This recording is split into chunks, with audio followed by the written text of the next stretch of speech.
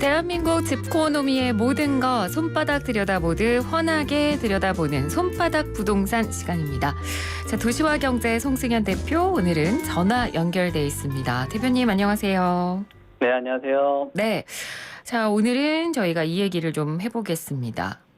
지난해 말부터 올해까지 계속해서 지금 거래 가뭄이다 이런 얘기를 정말 많이 하는데, 이 와중에도 서울 거주자의 경기 지역 아파트 매입 비중이 14년 만에 최고치를 기록했다는 통계가 나왔습니다.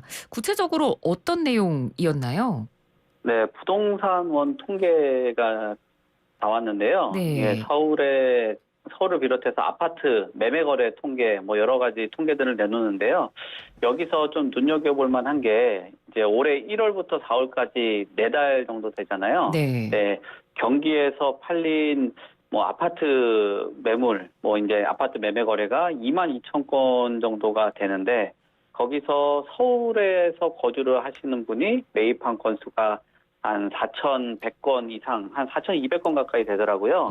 그러면은 거래된 비중에서 전체의 한 18% 이상 이 부분들이 서울 거주자라고 보여지는데요. 네. 근데 이게 얼만큼 많은 수치냐라고 봤을 땐 좀 긴가민가 하잖아요. 네. 그 부분에 대해서는 과거에 이제 수도권 지역들, 버블7이라고 불렸던 지역들이 있거든요. 네. 서울을 빼고서는 분당, 용인, 평촌 이런 것들이 있었어요. 거기에 서울하고 이제 일기 신도시 아파트 값이 급등을 했던 그 시기가 2008년 정도 되는데, 네. 그때 당시 서울에 거주했던 이제 거주자들이 경기도 아파트 매입 비중이 되는데, 그때가 약 한 20% 가까이 되는 19.6% 정도 기록을 했었거든요. 네네. 그러니까 그 이후에 14년 만에 가장 높은 수치다라고 볼 수가 있는 거예요. 네. 그러니까 해석을 다양하게 해볼 수가 있겠죠. 정말 서울의 집값이 너무 올라서 또 경기도를 샀냐라는 얘기가 있을 수 있고, 아까 네. 버블7 얘기도 했잖아요. 네. 근데 그 버블7이기 때문에 이게 또 가격 거품 아닌가라는 여러 가지 의견들이 있는 것 같기는 합니다. 네. 그러니까 방금 이런 현상이 나타난 이유에 대한 해석을 굉장히 여러 가지로 해볼 수 있다고 해주셨잖아요. 네. 그럼 그 해석이 여러 가지 나오는 그 부분, 어떤 해석들이 지금 나오고 있나요? 우선적으로 버블이다, 아니면은 왜 많이 샀냐라는 것들 중에 가장 큰 요인은 서울의 집값이 높지 않냐라는 것들도 있겠지만, 네. 결국은 어떤 핵심 키워드들이 있었어야 되는 건데, 역시 많은 그 수요들이 유인을 하기 위해서는 기존에 있었던 광역적인 그 교통 체계 중에 하나가 네. 그 체계하고 좀 다르게 이제 수도권 광역 급행철도라는 GTX 이 호재 때문에 서울하고 경기도 사는 데 있어서 이 정도 거리라면 출퇴근이 가능하지 않겠냐라는 생각들 때문에 많은 수요들이 몰린 것 같아요. 왜냐하면 GTX라는 게 기존하고는 좀 다르게 수도권 외곽에서 서울의 도심, 주요 거점들하고 연결되는 광역 급행철도거든요. 네. 그렇다면은 획기적으로 출퇴근 시간을 단축할 수 있기 때문에 이런 수요들이 기존 실수요자뿐만 아니라 투자 수요까지 몰린 것으로 보여지고요. 네. 또 2020년도에 우리가 소위 말하는 그 영끌 수요라고 하잖아요. 네. 그때 집값들이 너무 오르다 보니까 상대적으로 아까 집값이 너무 서울이 비싸니까 경기 지역 쪽으로 투자 수요들이 또 주택 매수 수요들이 이쪽으로 합류를 했고요. 그 당시 주택 거래량도 굉장히 활발했던 그런 시기가 이 경기도하고도 좀 맞물렸다라고 보여집니다.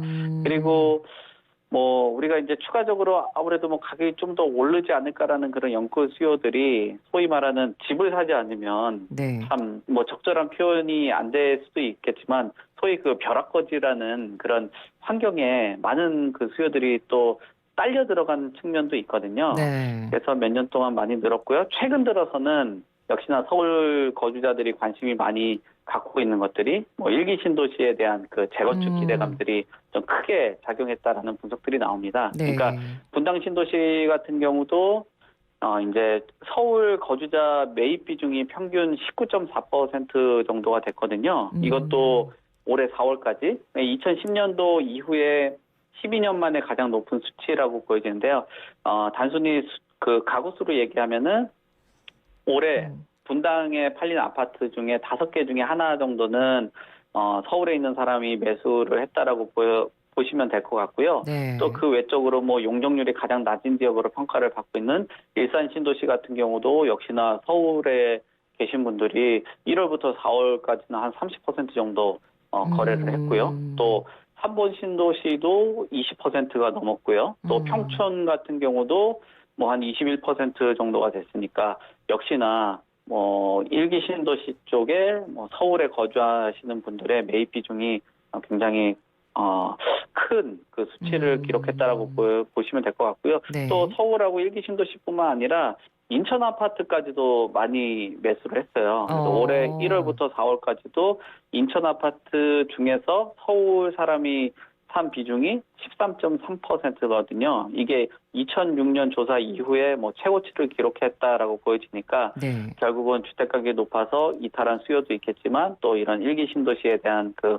소재에 대한 기대감, 또 GTX를 통해서 뭐 출퇴근 시간 단축, 또 투자 수요 이런 것들 뭐 다양한 요인들이 서울 그 분들이 좀 이 지역들로 관심을 좀 갖지 않았나 뭐 그렇게 볼 수가 있을 것 같습니다. 네. 뭐 여러 가지 경기 지역 아파트가 지금 인기를 얻을 수밖에 없는 다양한 이유들을 얘기를 해주셨는데 이제 그중에 이제 서울 집값이 너무 올라서 이런 이제 그 수요들이 경기 쪽으로 이제 매매가 몰리는 그런 현상을 저희가 또 한번 짚어보자면 아니 점점 이제 서울 아파트 가격은 오르고 그렇다 보니까 이제 뭐 지방이라든지 광역시 뭐 이런 쪽이랑 양극화 현상이 점점 더 벌어지고 있는 것 같거든요. 글쎄요, 그렇더라고요. 지금 KB부동산 그 자료를 봤더니 서울의 지금 아파트 평균 매매가가 지난달 기준으로 12억 7,800 정도 되거든요. 네. 그러니까 거의 뭐 한 13억 정도가 되는 거죠. 그러니까 2017년 5월 대비해서 6억 7천만 원 정도가 올랐단 말이에요. 근데 반면 그 수도권하고 광역시 같은 경우는 뭐 지방은 2억 4,200 정도 선에서 같은 기간 동안 한 1억 8천 정도가 올랐고요. 네. 그러면은 사실 두 개 다 이렇게 보면은 굉장히 많이 오른 것으로 보여지는데 단순히 이제 가격적인 부분으로 본다라면은 서울의 집값 같은 경우는 지방 대비해서 4억 정도 올랐는데 네. 이런 그 격차가 뭐 5년 만에 이제 10억 이상 차이가 나버리는 그런 결과를 나타났고요. 또 지방 아니고 5대 광역시라고 하면 그래도 뭐 소득 계층이라든지 인구수가 상당히 많은 그런 지역이잖아요. 네. 뭐 부산, 대구, 광주, 대전, 울산 이런 지역하고 비교를 해도 이 지역 아파트 평균 가격은 2억 6,200에서 4억 초반 정도까지 올랐단 말이에요. 그러니까 서울의 아파트가 6억 4천만 원 정도가 올랐는데 지방 광역시 같은 경우는 한 1억 5천만 원 정도 오른 거죠. 네. 이거를 만약에 집을 산다, 뭐 매수비 그 비중으로 본다, 아니면은 살 수 있는 금액으로 환산을 한다라고 하면은 서울에 있는 아파트 한 채 가격이면은 지방에 있는 광역시 아파트, 뭐 지방까지 하면은 뭐 세 채에서 다섯 채까지 살 수 있는 거기 때문에 네. 이런 그 양극화 현상, 뭐 양극화라고 보는 게 좀 적절한지 아닌지 모르겠지만 그래도 결국 단순 가격으로 봤을 때는 뭐 서울 가격이 굉장히 많이 올랐고 거기에 비해서 뭐 광역시라든지 지방 같은 경우는 좀 더디게 올랐다라고 볼 수가 있을 것 같습니다. 네. 그러니까 이렇게 서울이랑 뭐 광역시나 기타 지방 간에도 이렇게 격차가 점점 벌어지고 있는데 서울 안에서도 지역별로 차이가 좀 나는 것 같더라고요. 그러니까 이 대통령실이 이전하면서 뭐 용산이랑 종로 쪽이 가격이 굉장히 뛰었다는 얘기도 있고 반면에 강북 지역 쪽은 좀 가격이 낮아지고 있는 추세라는 얘기도 있고 이렇게 서울 안에서도 이렇게 좀 가격 격차가 점점 벌어지는 이유는 뭘까요? 맞습니다. 지금 이 서울 중에서도 좀 소위 말하는 선호도 아니면 투자 수요가 몰리는 곳들은 단순히 서울 수요도 있겠지만 외지인 수요들도 상당 부분 있어요. 아까는 서울 분들이 수도권이나 경기도 가서 주택하는 비중이 높아졌다고 하잖아요. 네. 근데 올해 1월부터 4월까지는 외지인이 서울 아파트를 매입하는 비중도 20%가 넘은 거예요. 네네. 거기에 아까 말씀하신 그 대통령실 이전에 대한 그 기대감 때문에 음. 용산의 비중이 그 안에서도 한 33% 정도 차지를 하는 거로 보여지고요. 네. 또 강남 안에서도 규제를 좀 상당히 피해 있다라고 평가를 받고 있는, 그러니까 토지거래 허가구역을 좀 피해 있다라고 평가를 받고 있는 서초구 같은 경우도 좀 아무래도 뭐 매수하는 그 수요세가 상당히 높다라고 보여져요. 이 지역도 지금 30% 정도가 높은 거거든요. 네. 그러니까 우리가 단순히 우리가 서울하고 지방의 양극화 얘기를 하고는 있지만 서울 못지않게 지방에 있는 자산가 분들도 상당히 소득계층들이 많거든요. 그렇죠. 이분도 뭐 지금 서울에 있는 주택들, 소위 그 인지도가 있고 선호도가 있고 또 추가적으로 상승 여력이 있는 쪽에 주택을 매입한 것으로 보여지는데 네. 또 우리가 지적하는 거는 그 안에서도 이 강남하고 용산에는 인기가 좋은데 강북 지역은 좀 덜하단 말이에요. 왜냐하면은 6월 1일까지 양도소득세 중과를 한시적으로 배제를 시행을 했는데 네. 급매물이 그 증가한 지역들 또 가격들이 하락 거래가 많이 일어난 곳들이 강북권이거든요. 그러니까 소위 말하는 그 노도광이라는 서울 안에서 약간 외곽 지역으로 평가를 받고 있는 곳들의 다주택자 같은 경우는 우선적으로 이 지역들을 처분을 하고 또 똘똘한 한 채를 남기려는 경향이 있다 보니까 시장에 매물들이 쌓이고 좀 급매물 중심으로 거래되는 곳들은 강북 지역들이 많고 또 이 지역 같은 경우는 뭐 대출 규제라든지 금리 인상 뭐 이 부분에 대해서 영향을 많이 받는 실수요자들이 많은 지역들이다 보니까 더 뭐 양극화 현상들이 많이 일어나는 것 같아요. 네. 그래서 통계를 보면은 5월 마지막을 기준으로 봤을 때는 서초구나 용산구나 강남구 이 지역들 서울 안에서도 일부 지역들만 상승세가 이어졌고요.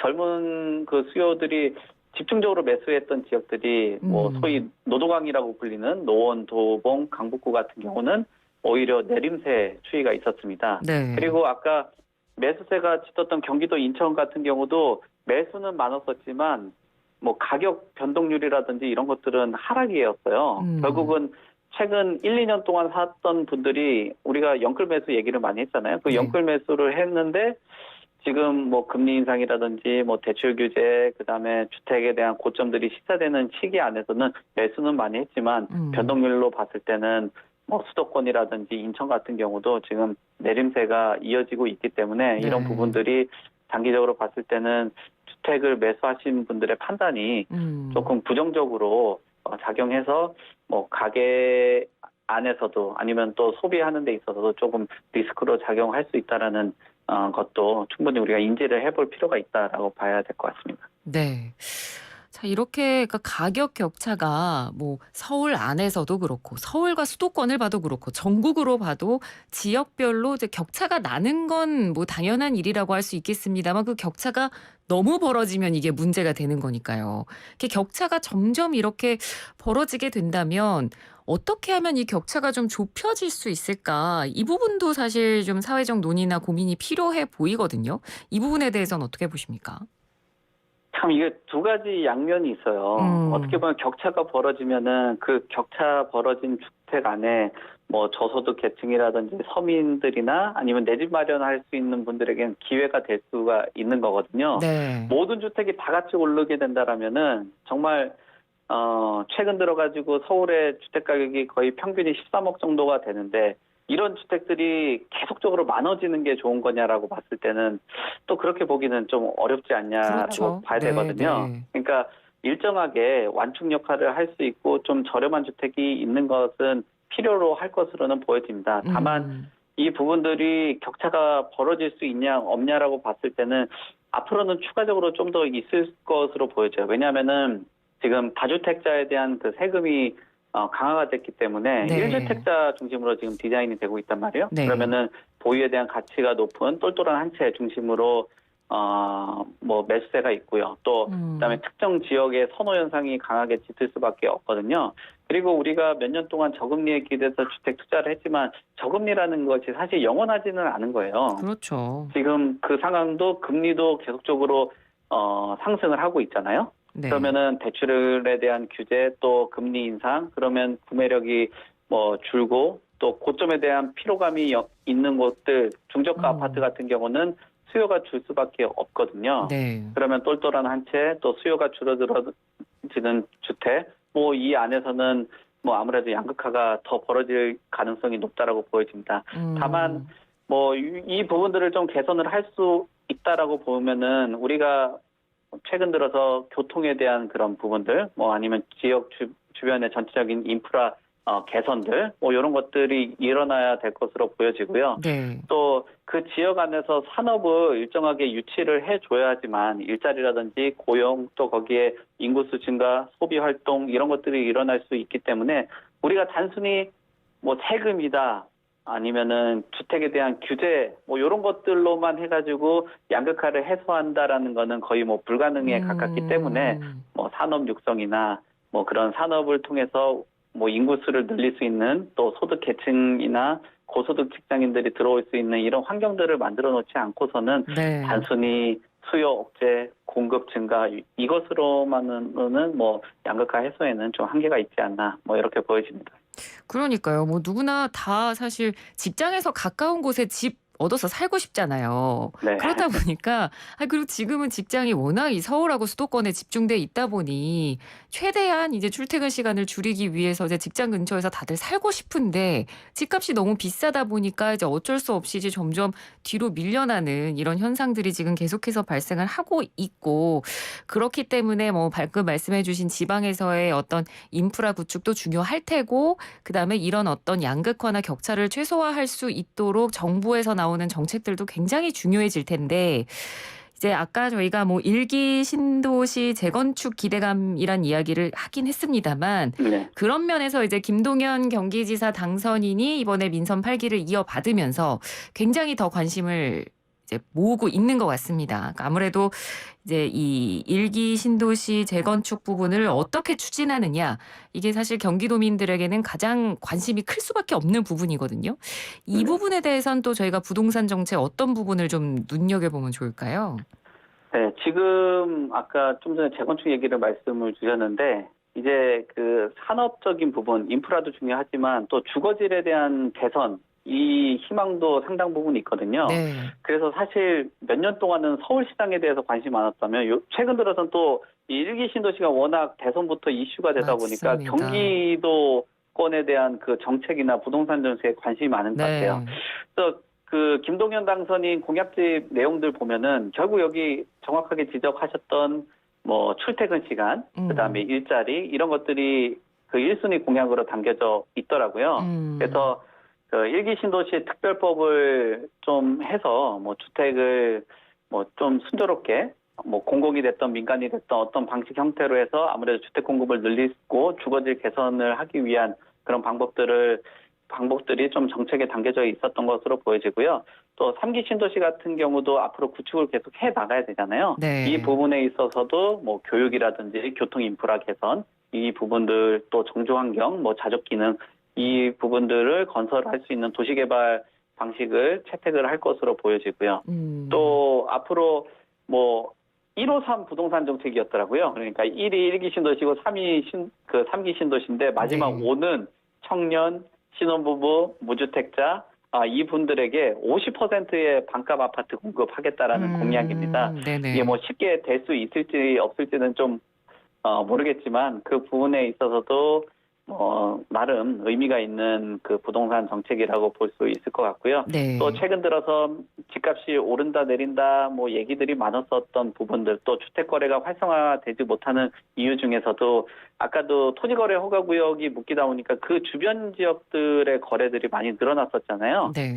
그렇듯이 그 경기도 안에서도 상당 지역들이 투기 과열 지역이나 아니면 조정 대상 지역들에 속해 있는 곳들이 많거든요. 네네. 이 부분에 대해서도 뭐 해제를 좀 해야 되겠다라는 의견들이 나오고 있습니다. 네. 그래서 지금 뭐 일기 신도시를 중심으로 한 뭐 교통 정책이라든지 또는 뭐 일자리라든지 그다음에 저렴한 주택, 양질의 주택 공급하는 거, 뭐 요 부분들 중심으로 해서 이어져 나갈 것으로 보여지는데 다만 특정 지역에 너무 특혜를 주는 거 아닌가 그런 비판도 있을 수 있기 때문에 네. 일기 신도시를 중심으로 할 거냐 아니면 수도권 전체적으로 일기 노후주택 아니면은 노후주택이 많았던 뭐 분포한 수도권을 비롯해서 지방까지 확대할 거냐라는 의견들이 많은데 전체적인 포괄적으로 봤을 때는 노후도시 또 지방까지도 같이 가지 않을까 뭐 그렇게 보여지고 있습니다. 네, 알겠습니다.